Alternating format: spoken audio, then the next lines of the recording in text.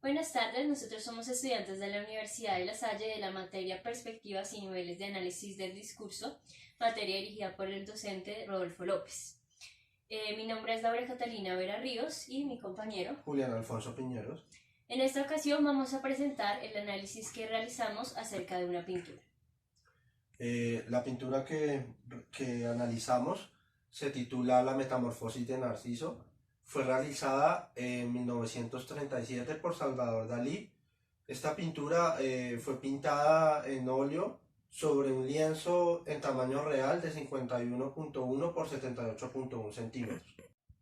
Seleccionamos una pintura puesto que el arte, en cuanto a forma de subjetivar de la realidad, para desdibujar, cuestionar y en algunos casos también modificar lo establecido como verdadero, utiliza la imagen como medio de comunicación primario del ser humano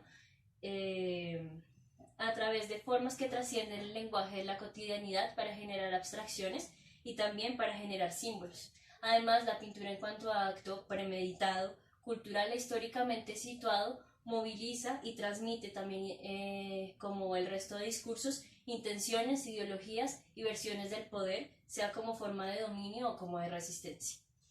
El discurso seleccionado fue realizado por medio del método paranoico crítico, el cual busca plasmar lo irracional. No obstante, este transmite una visión del mundo del pintor que puede ser abordada desde el análisis crítico del discurso.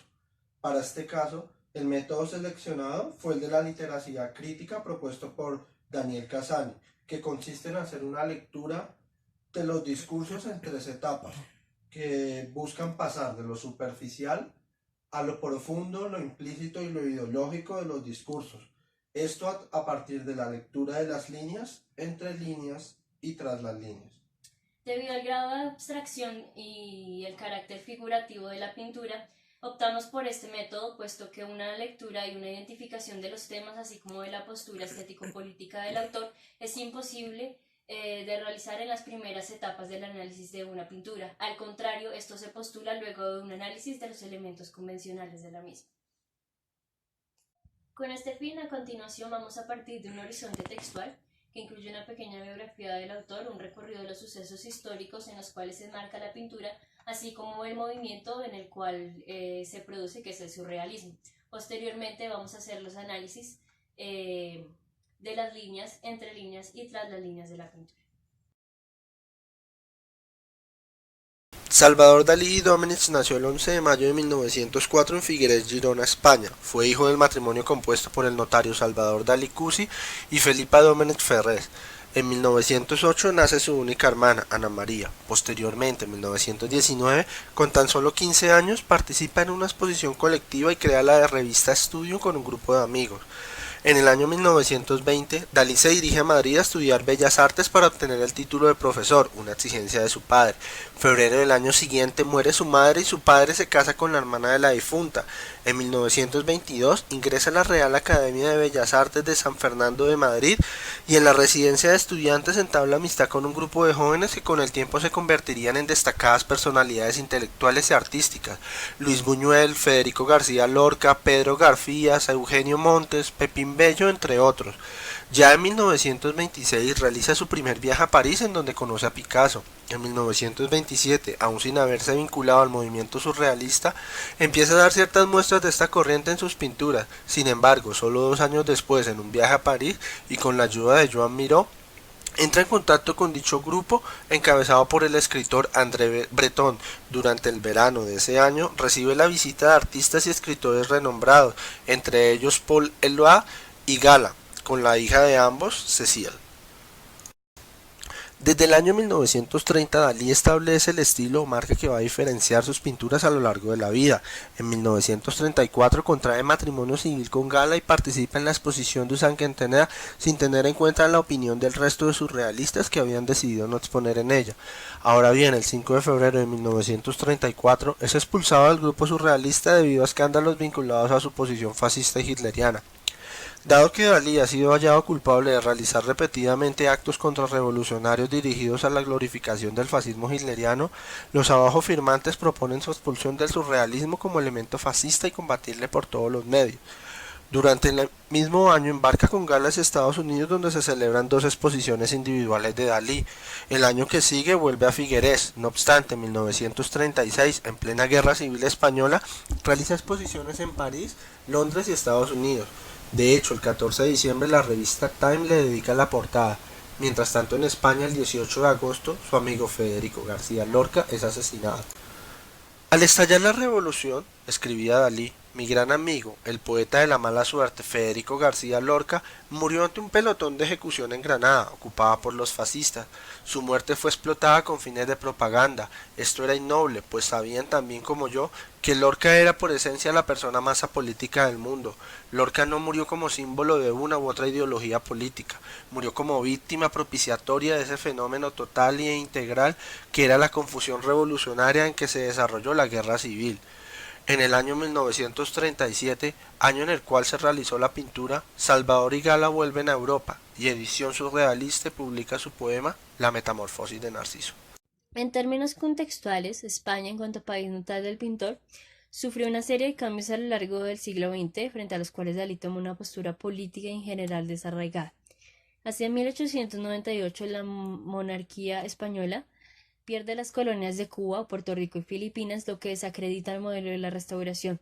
Posteriormente, en 1902 comienza el reinado de Alfonso XII, quien con el objetivo de restablecer la confianza en el modelo de gobernanza busca la expansión en Marruecos, acción que rechazaba mayoritariamente en Barcelona. Durante el periodo posterior a la Primera Guerra Mundial, teniendo como fundamento la depresión económica, se instituyen en Europa dictaduras de orden fascista. En 1922 sube Mussolini al poder en Italia y en Alemania el partido nazi gana las elecciones en 1932 para declararse en poco tiempo una dictadura. Hacia 1936 en España gana las elecciones Manuel Azaña y se convierte en presidente de la República, la cual brindó amnistías políticas, aplicó una reforma agraria y concedió estatutos a Cataluña, a las provincias vascas y a Galicia. Durante esa época tuvo lugar lo que se denominó la Edad de Plata, un momento de florecimiento cultural en el que los poetas del 17, entre ellos Federico García Lorca, uno de los amigos de Dalí durante la juventud, procuraban por la secularización y socialización de la cultura. Ahora bien, el 17 de julio de 1936, el levantamiento militar en Marruecos es seguido por Sevilla, las Islas Baleares, las Islas Canarias, Navarra, Burgos y Zaragoza, y es allí donde comienza la Guerra Civil Española. Por un lado, los republicanos eran ayudados por la Unión Soviética y por brigadas internacionales antifascistas. Por otro lado, la España nacionalista era apoyada por tropas de la Alemania nazi y la Italia fascista.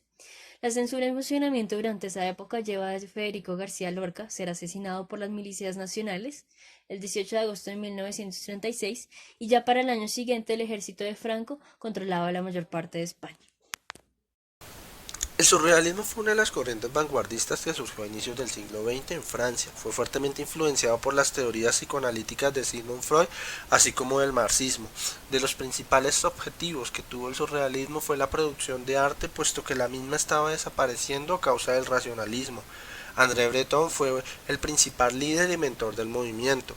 Este arte fue la combinación de lo abstracto, de lo irreal y del inconsciente. Era una liberación más allá de la conciencia cotidiana que buscaba expresar el mundo del inconsciente, los sueños y lo irracional.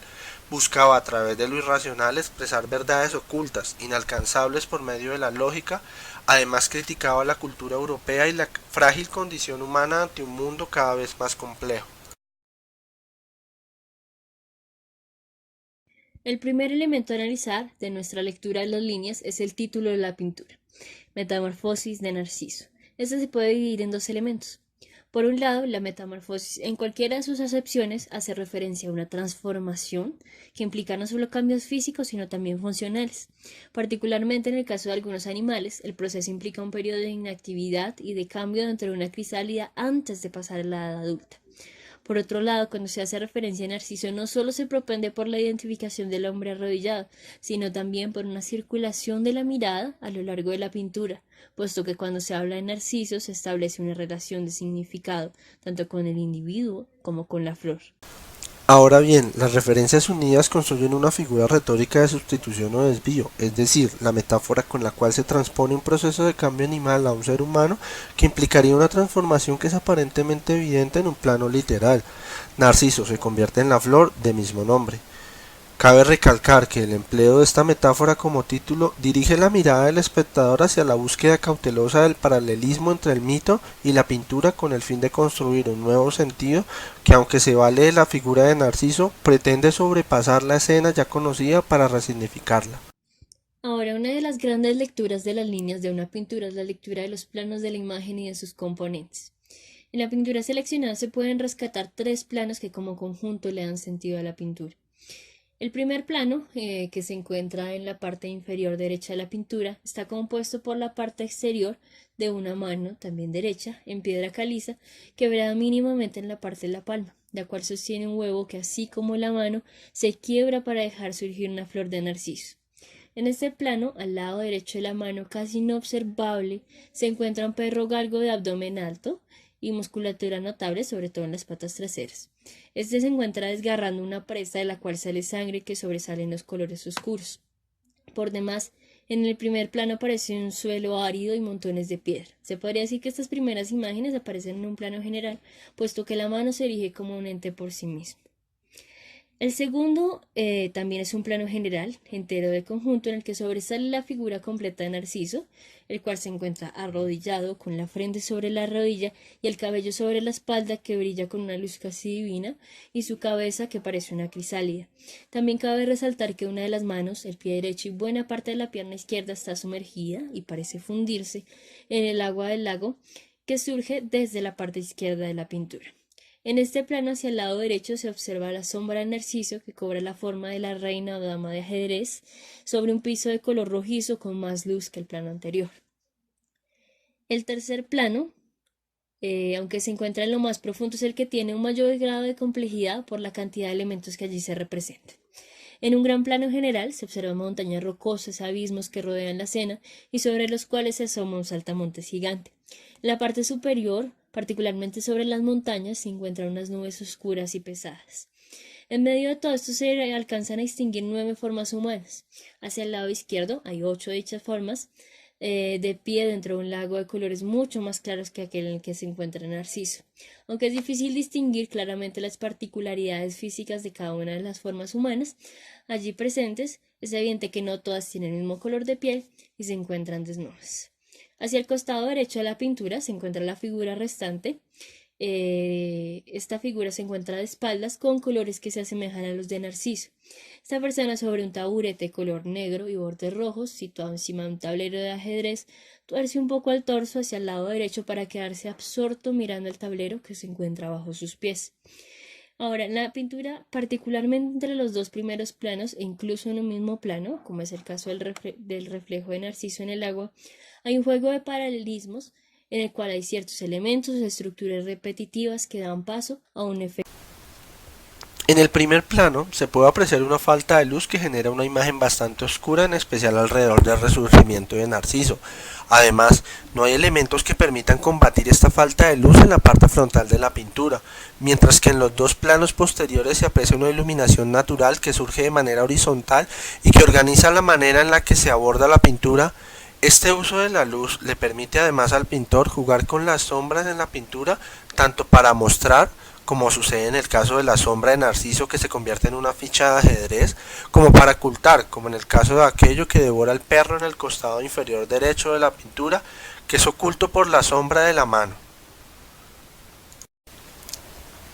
Se puede inferir que con el juego de luz que hace Dalí en la pintura, se da o se le quita vida a las escenas y a los individuos representados en ella. Como ya se mencionó anteriormente, si se observa la pintura de atrás hacia adelante, se puede identificar que hay una disminución notable de la luz. En este sentido, esta se adopta como un elemento estético que evidencia el proceso de pérdida de vida de Narciso desde que es el centro de admiración de lo que en el poema llama el grupo heterosexual, hasta que se encuentra debilitado en el lago a punto de morir temporalmente para iniciar su camino hacia la metamorfosis.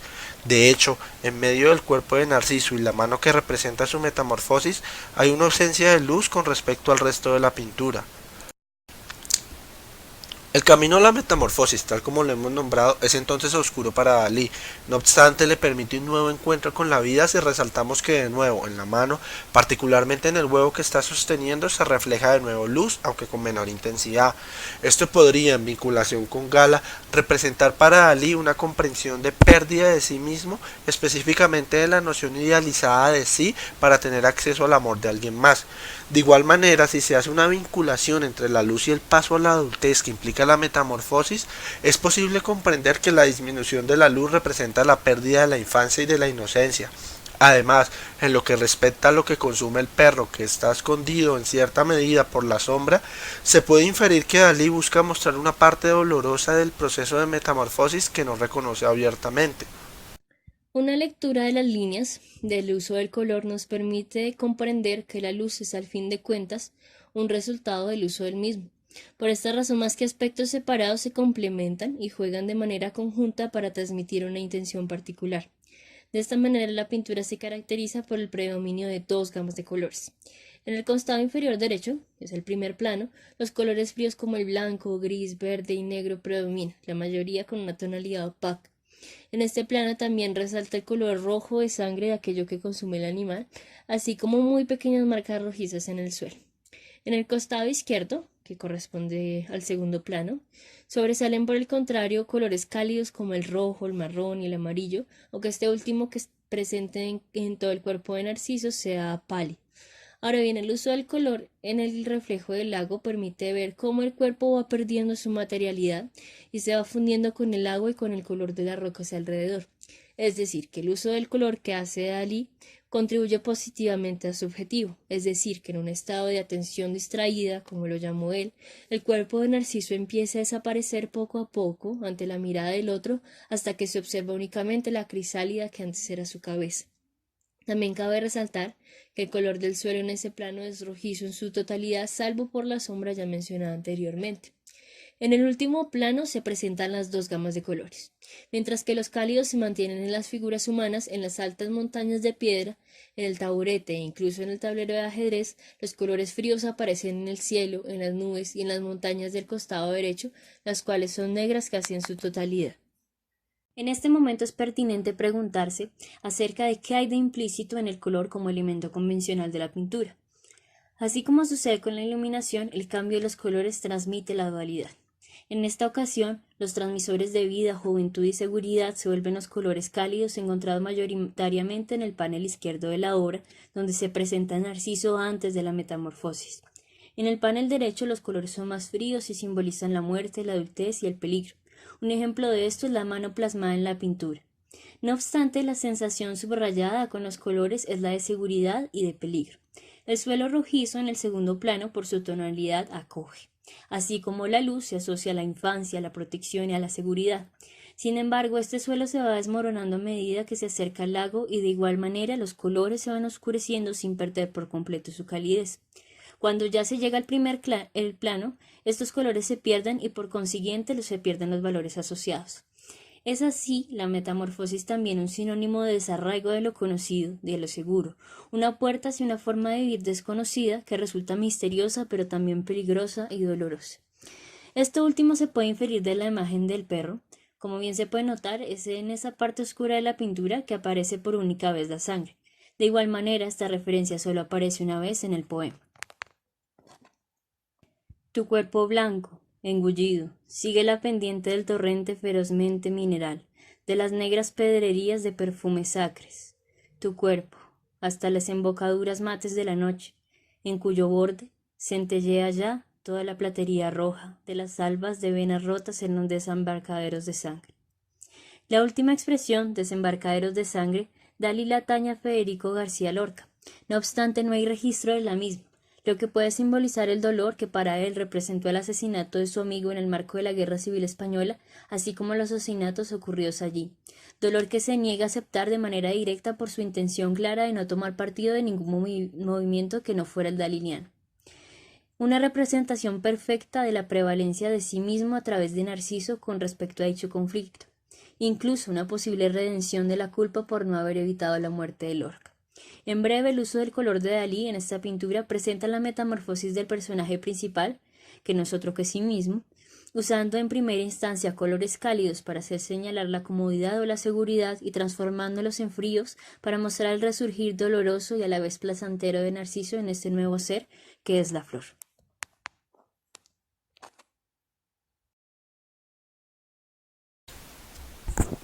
La mirada puede dársenos como premio o como castigo.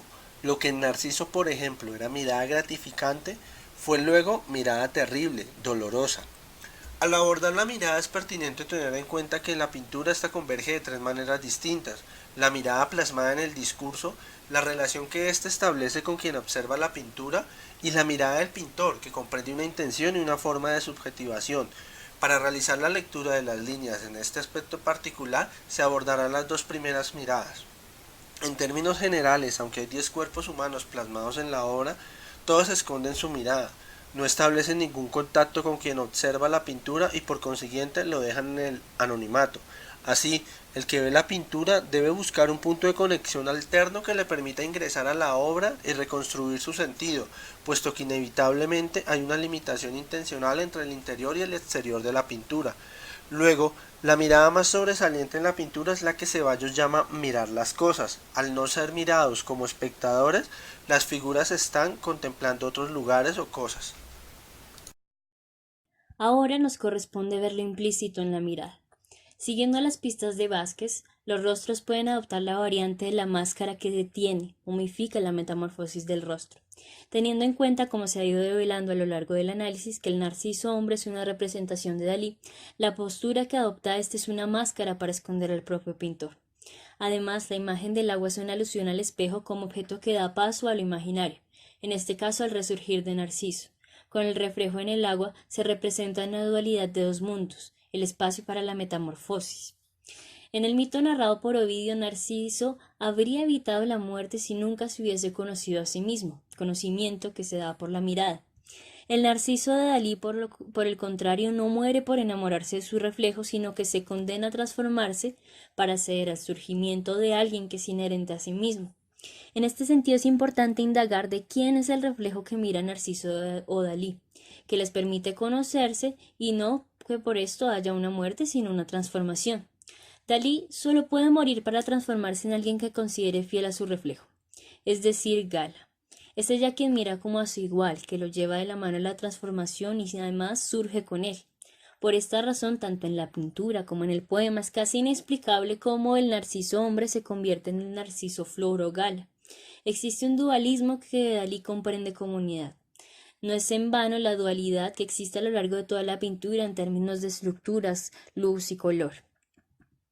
Ahora bien, las miradas del grupo heterosexual son características de lo que Vázquez llama el mirón. El mirón es morboso, el mirador erótico. El mirón busca la satisfacción rápida del placer. El mirador, la lenta y nunca abarcable piel del goce. Quizás por esta razón los impulsos de la libido asociados a dicho grupo son en el poema de Dalí vistos con desprecio. Solo aquel hacia quien Dalí dirige la mirada no se presenta como mirón, sino como objeto en el que él ha concentrado su deseo y que corresponde mirar, es decir, Gala. Para Freud, el narcisismo ocurre cuando toda la libido yoica del individuo, es decir, el amor propio, se deposita en sí mismo y no se moviliza hacia ningún objeto. En este sentido, en el mito original, el amor de Narciso se moviliza hacia su propia imagen y lo lleva a la muerte porque no la puede atrapar. Ahora, en el Narciso de Dalí, el objeto del amor es Gala. Así, Dalí debe transformarse para movilizar su libido yoica hacia una libido del objeto para poder amarlo. Esto implica una pequeña muerte del narciso que se concentra en una crisálida y posteriormente en un huevo. Estos dos elementos comparten un aspecto en común. Ambos representan un nacimiento, un retorno al vientre. Esto resulta aún más significativo si se comprende al saltamontes como una representación de la familia con la cual se ejerce una ruptura luego de haber establecido una relación con Gala, y a las nubes oscuras circundando el paisaje como una representación del riesgo que genera la familia para la transformación. La crisálida en la que se da la metamorfosis simboliza entonces la abstracción que efectúa Dalí de todo lo que le es ajeno en el camino de paso a la adultez. En lo que concierne al huevo, es claro que éste se convierte en una marca particular del pintor en sus pinturas de corte surrealista. Luego, en este caso, el paso de la crisálida al huevo podría simbolizar una madurez artística. No obstante, no se limita a ello. En el poema Dalí lo aborda así: cuando esa cabeza se raje, cuando esa cabeza se agriete, cuando esa cabeza estalle, será la flor, el nuevo narciso. Gala, mi narciso. Así, con la ruptura del huevo, que también es vientre gestor de Gala, y la cabeza de Narciso, o el complejo narcisista, hay lugar para el surgimiento de la flor como ser que en el dualismo permite a Dalí surgir nuevo posterior a la metamorfosis. En ambos, Gala protege y da nueva vida como si se tratara de una madre para Dalí, pero además es vida por sí misma al generar una ruptura en el huevo y dirigir sus raíces hacia la mano que la sostiene. Dalí nos presenta de igual forma a un joven hombre encima de un taburete que se encuentra sobre un tablero de ajedrez, imagen que resalta dos aspectos. Por un lado, la imagen del hombre es una posible representación de vanidad de Dalí que se expresa desde la mirada de superioridad del personaje. Por otro lado, el tablero es un reflejo de la sociedad de la cual Dalí intenta desprenderse y mostrarse superior. Con el taburete se desprende de su rol como ficha de ajedrez del juego de la sociedad que tanto despreciaba. Un último elemento que aparece visible en la obra de Dalí es el de la sombra con forma de ficha de ajedrez de la reina, que surge de la figura de Narciso antes de sufrir la transformación. Por un lado es posible que al ser la sombra proveniente de Narciso, Dalí la considere una alusión a Gala como a su igual. Por otro lado, al utilizar la imagen de la ficha de ajedrez, Dalí relaciona a Gala directamente con el hombre en la tarima en el tablero de ajedrez. De esta forma, la figura del hombre se convierte en una posible imagen del rey acompañada de la ficha de la reina, exponiendo de esta forma el lazo sentimental que tiene con Gala. El análisis exhaustivo de los elementos de la pintura desde lo explícito y lo implícito permiten develar cuáles eran los propósitos de Dalí al pintar esta obra. La dualidad se constituye como elemento vital de organización y comprensión de la pintura. Por consiguiente, también contiene y transmite unos propósitos o intereses del pintor. En términos generales, se puede afirmar que Dalí busca a través de la pintura establecer una crítica a las visiones unidimensionales de la realidad, lo que agrupa una multiplicidad de ámbitos sociales, políticos y culturales. En primer lugar, en un marco de guerra civil, en la que dos bandos se oponen bajo una visión única de la realidad, Dalí busca moverse entre las diferentes visiones políticas de la época, convertirlas bajo su pintura y su mirada en objetos a veces prestigiosos, a veces de desprestigio, juega con ellas en un desarraigo total. Dalí entonces no se vincula a ninguna perspectiva política, sino que se proclama como dual en un acto que, según el análisis entre líneas, él asocia con la madurez y la adultez, y así hace una crítica a la toma de posición de cada uno de los ciudadanos españoles. No resulta entonces incoherente que en su libro, cuando hace referencia a la muerte de García Lorca, comprenda la guerra como una confusión revolucionaria, adopte una mirada fría y distante de la guerra, se proclame antihistórico y antipolítico, y además se vea inmerso en una búsqueda profunda de lo individual y de lo que se encuentra en el plano de lo inconsciente. En segundo lugar, y estrechamente vinculado con el propósito anterior, Dalí estaría denunciando la falta de desarraigo del grupo surrealista del plano de lo material. El movimiento surrealista, según la mirada de Dalí, debía tener como fin principal un desapego del plano de lo material y lo explícito, dando paso a la imaginación, a lo inconsciente y a lo irracional. Debería comprenderse no solo como dual, sino múltiple, para de la misma manera producir a nivel artístico. Ahora bien, la selección de integrantes de dicho grupo en función de criterios de adhesión a una ideología política de principios contrarios a la abstracción sería un acto contra el surrealismo mismo. De hecho, como lo afirmaba en algunas ocasiones, el grupo lo había expulsado por ser excesivamente surrealista y que nadie podía ser un surrealista integral dentro de un grupo que tan solo respondía a móviles políticos partidistas. En tercer lugar, la representación de las figuras humanas denominadas en el poema como el grupo heterosexual, junto con la referencia a Federico García Lorca, por un lado enuncia de manera implícita sus sentimientos más profundos y por otro lado critica la visión unidimensional de la sexualidad. Dalí, a través del desprendimiento de Narciso del grupo mencionado, establece una separación personal de los ideales sexuales tradicionales de la época y si bien no hace mención directa a una tendencia sexual, con Narciso hace una alusión implícita a un choque casi conflictivo con su propia sexualidad. Llegamos así a la última etapa del método propuesto por Casani para efectuar la lectura crítica de los discursos, es decir, la lectura tras las líneas. En este punto resulta principal la tesis que propone la pintura. Consideramos que lo que propone Dalí a partir de la metamorfosis de Narciso es que la madurez personal y artística tiene lugar en una transformación hacia la dualidad dada por rupturas dolorosas con todos los ideales absolutos de sí mismos y de la sociedad. Dalí, en proceso de deconstrucción y reconstrucción de sí mismo, proceso que es plasmado en la transformación o metamorfosis de Narciso, elabora una perspectiva de la sociedad que difícilmente se vincula a las interpretaciones absolutas de la realidad, puesto que, como ya se mencionó, el dalinismo se fundamenta en una búsqueda personal y en el desarraigo. Dentro de los pocos vínculos ideológicos que llega a establecer se encuentran aquellos entablados con la generación del 27 que se oponía al arte tradicional y evidentemente con Sigmund Freud, a partir del cual sienta las bases de su método paranoico crítico y profundiza en una búsqueda de lo inconsciente para plasmarlo en la pintura. Por lo demás, aunque su momento fue polémico por sus preferencias fascistas, hitlerianas, por su apoyo a la monarquía, a la Iglesia Católica, por su vida excéntrica y por sus contradicciones constantes, cabe la pena resaltar que también hacia estas miradas o formas de vida emite crítica desde el arte. Se vuelve entonces a la noción de dualidad, de ruptura y de desapego a todos los ideales absolutos. Es desde allí que se... Por esta razón, nuestra valoración de la pintura es la de una producción artística de alta complejidad que resulta un proceso de reflexión y de búsqueda. Es tal su complejidad que un análisis comprensivo del discurso requiere la lectura conjunta del poema que Dalí propone como recurso didáctico y de la pintura en sí misma. Ahora, el análisis devela, paradójicamente, una estructuración y una representación coherente de la irracionalidad y de lo surreal.